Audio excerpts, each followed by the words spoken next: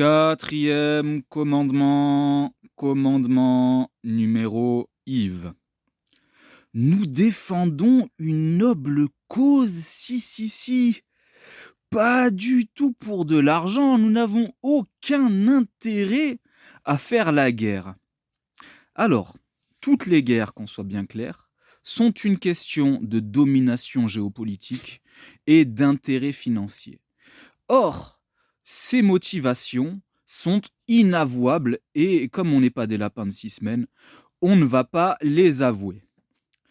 Par contre, c'est le parlement qu'on va cibler dans nos soi-disant démocraties pour faire accepter le consentement de cette guerre qui se profile par les citoyens et ses représentants.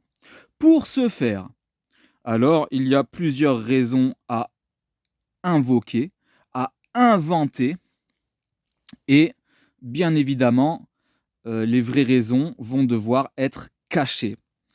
Alors, on va trouver des raisons de liberté, on va apporter la liberté, on va apporter l'indépendance, on va défendre l'honneur d'une nation opprimée, on va apporter la civilisation et pour ça, nous devons faire une croisade, on est bien obligé pour écraser la dictature. Nous devons défendre les nations opprimées, ces martyrs de la liberté. Nous devons apporter la démocratie. Je vous lirai après un petit passage choisi par Anne Morelli d'un roman de Émile Zola qui s'appelle Sidoine et Médéric et qui, bien qu'ancien, met en scène exactement cette défense de la noble cause. Évidemment, les accords secrets entre alliés et d'ailleurs ennemis, sont passés en fait, avant le début de la guerre. Les belligérants sont en lien les uns avec les autres, hein.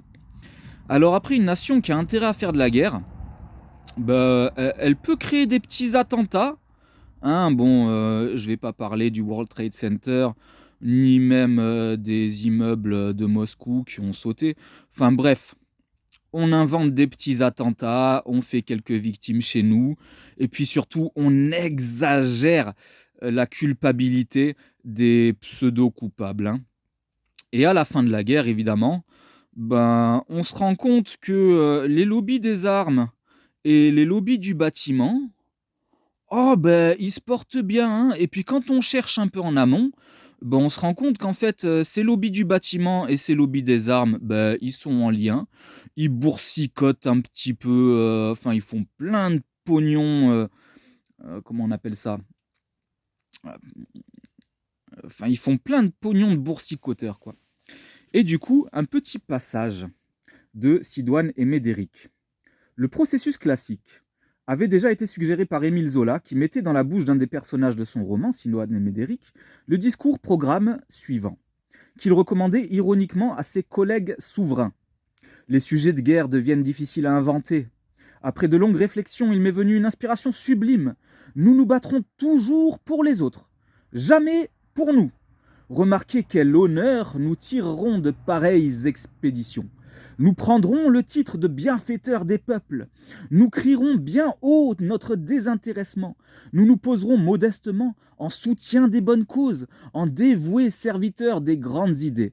Notre rage de prêter nos armées à qui les demande et un généreux désir de pacifier le monde, de le pacifier bel et bien à coups de pique. Nos soldats se promèneront en civilisateurs, coupant le cou à ceux qui ne se civilisent pas assez vite. Voilà, Émile Zola.